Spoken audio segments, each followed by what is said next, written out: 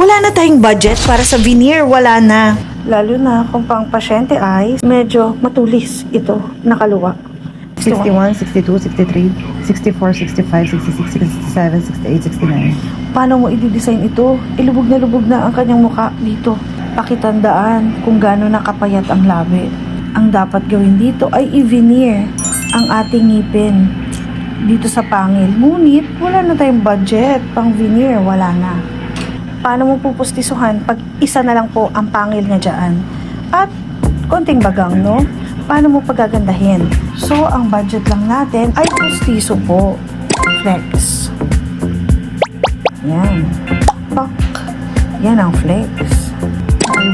Ay, wow. Social pala to. Social din. Smile. Good job. Now you see it. Now you can judge it. Maganda, Dok. Okay po siya. Hindi na po ako mukhang bungal. Thank you very much. Thank you po, Dok.